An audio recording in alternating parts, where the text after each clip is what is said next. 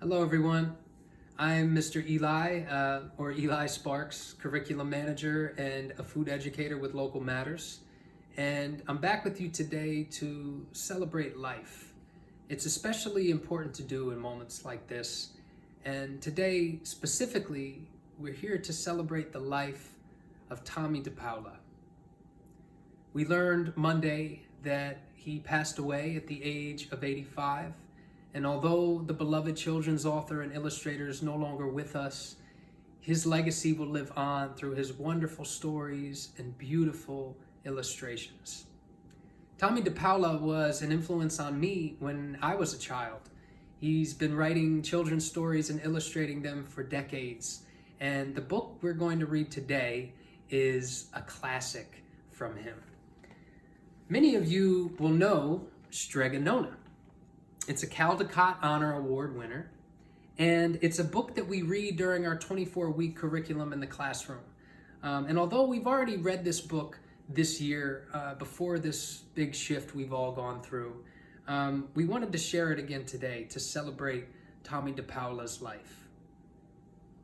This is the story of Strega Nona, illustrated and written by Tomie dePaola.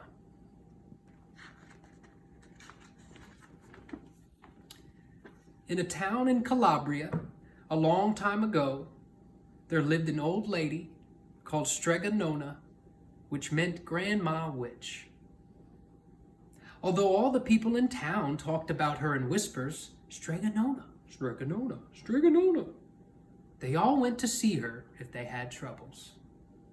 Even the priest and the sisters of the convent went because Strega Nona did have a magic touch.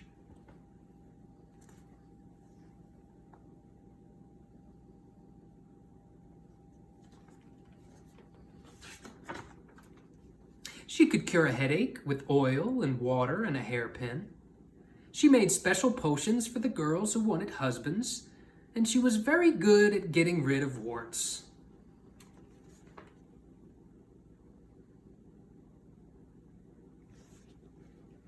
But Strega Nona was getting old, and she needed someone to help her get her little house and garden kept up. So she put up a sign in the town square. There she is, putting up her help wanted sign.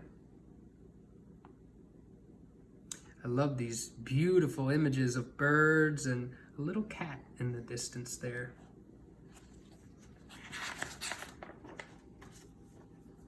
And Big Anthony, who didn't pay attention, went to see her. "Anthony," said Strega Nona, "you must sweep the house and wash the dishes. You must weed the garden and pick the vegetables. You must feed the goat and milk the goat, and you must fetch the water. For this, I will give you 3 coins and a place to sleep and food to eat." "Oh, grazie," said Big Anthony. "The one thing you must never do," said Strega Nona, "is touch the pasta pot. It is very valuable, and I don't let anyone touch it." "Oh, see, yes," said Big Anthony. And there they are, and there's the goat. And I love this little peacock sitting in the window there. See if you spot the peacock again.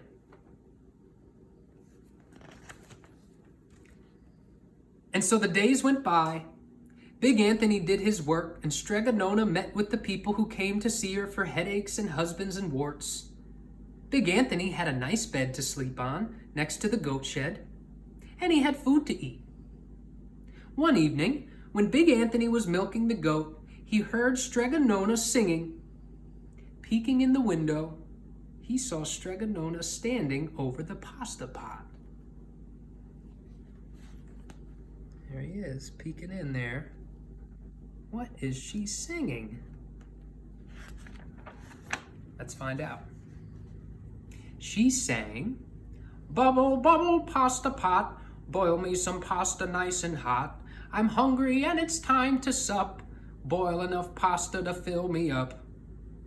And the pasta pot bubbled and boiled and was suddenly filled with steaming hot pasta. Then Strega Nona sang, Enough, enough, pasta pot, I have my pasta nice and hot. So simmer down my pot of clay until I'm hungry another day. How wonderful, said Big Anthony. That's a magic pot for sure.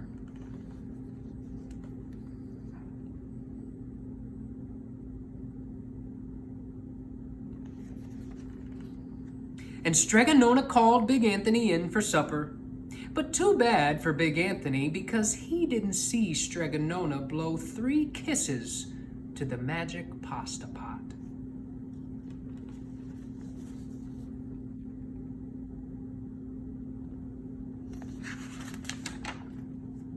And this is what happened. The next day, when Big Anthony went to the town square to fetch the water, he told everyone about the pasta pot. Naturally, everyone laughed at him because it sounded so silly. A pot that cooked all by itself? You'd better go and confess to the priest, Big Anthony, they said. Such a lie.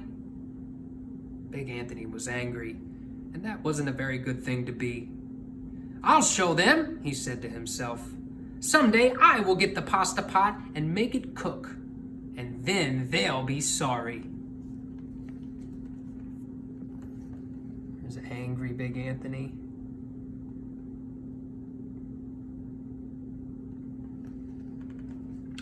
That day came sooner than even Big Anthony would have thought, because 2 days later, Strega Nona said to Big Anthony, Anthony, I must go over the mountain to the next town to see my friend Strega Amelia. Sweep the house and weed the garden, feed the goat and milk her, and for your lunch, there is some bread and cheese in the cupboard. And remember, don't touch the pasta pot. Oh, yes, yes, Strega Nona, said Big Anthony. But inside he was thinking, my chance has come. There's Strega Nona getting ready to visit her friend Strega Amelia, and Big Anthony can only think of one thing, that magic pasta pot. As soon as Strega Nona was out of sight, Big Anthony went inside, pulled the pasta pot off the shelf, and put it on the floor. Now let's see if I can remember the words, said Big Anthony. And Big Anthony sang, Bubble, bubble, pasta pot, boil me some pasta nice and hot. I'm hungry and it's time to sup, boil enough pasta to fill me up. And sure enough, the pot bubbled and boiled and began to fill up with pasta. There he is. Oh, and look who we see again.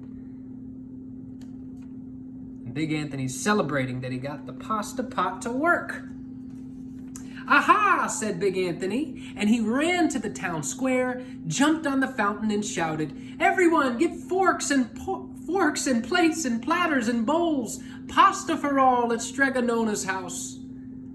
Big Anthony has made the magic pasta pot work. Of course, everyone laughed, but ran home to get forks and plates and platters and bowls, and sure enough, when they got to Strega Nona's, the pasta pot was so full it was beginning to overflow.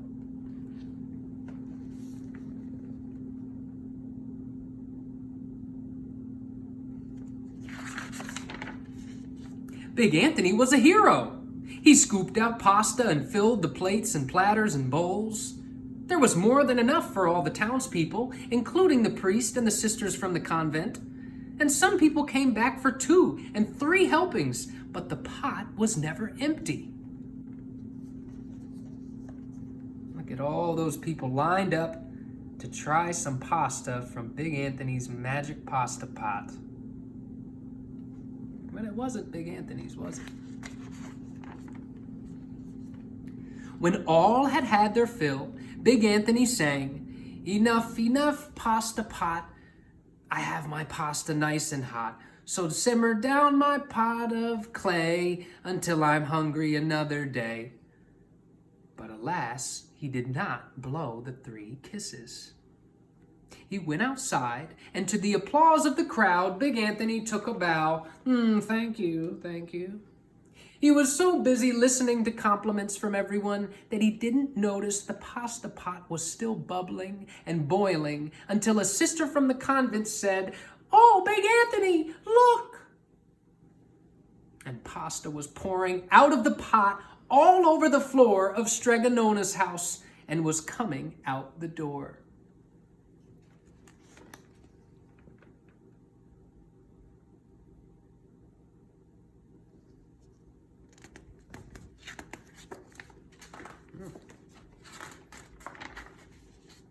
Big Anthony rushed in and shouted the magic words again, but the pot kept bubbling.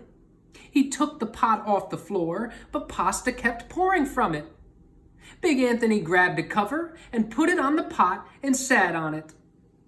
But the pasta raised the cover and Big Anthony as well and spilled on the floor of Strega Nona's house. Oh, Big Anthony, what have you done? "Stop!" yelled Big Anthony. But the pasta did not stop. And if someone hadn't grabbed poor Big Anthony, the pasta would have covered him up. The pasta had all but filled the little house. Out of the windows and through the doors came the pasta, and the pot kept right on bubbling. The townspeople began to worry. "Do something, Big Anthony," they shouted. Big Anthony sang the magic song again and again, but without the 3 kisses, it did no good. By this time, the pasta was on its way down the road, and all the people were running to keep ahead of it. Look at all that pasta.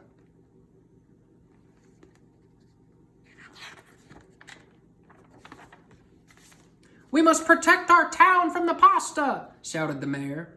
"Get mattresses, tables, doors, anything to make a barricade." But even that didn't work. The pot kept bubbling, and the pasta kept coming. You see the pasta? If you look way up here, you can see waves of pasta making their way into town. Some of them, the ends of them, already in the middle of the town square there, or on the outskirts of the town square. "We are lost," said the people, and the priest and the sisters of the convent began praying. "The pasta will cover our town," they cried. And it certainly would have, had Strega Nona not come down the road home from her visit. She didn't have to look twice to know what had happened. Look at all of that pasta. There are those beautiful birds again, and look who's back. And she knows exactly what happened.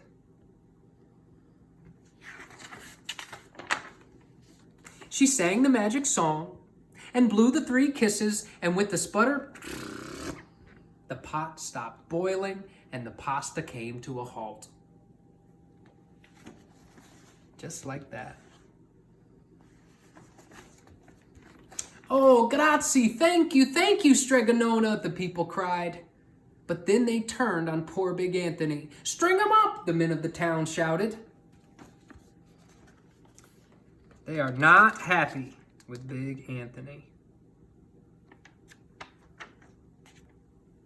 "Now wait," said Strega Nona. "The punishment must fit the crime." And she took a fork from a lady standing nearby and held it out to Big Anthony. "All right, Anthony. You wanted pasta from my magic pasta pot," Strega Nona said. "And I want to sleep in my little bed tonight. So start eating." Oof.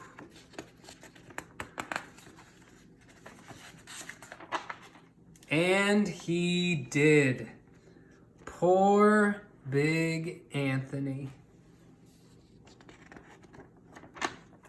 The end. Look at Big Anthony. Full as can be, uncomfortably full. And there's the little peacock again. I absolutely love this story. And I celebrate all the wonderful stories and pictures that Tomie dePaola shared with us all. Share with us your favorite Tomie dePaola story. Thanks, everyone.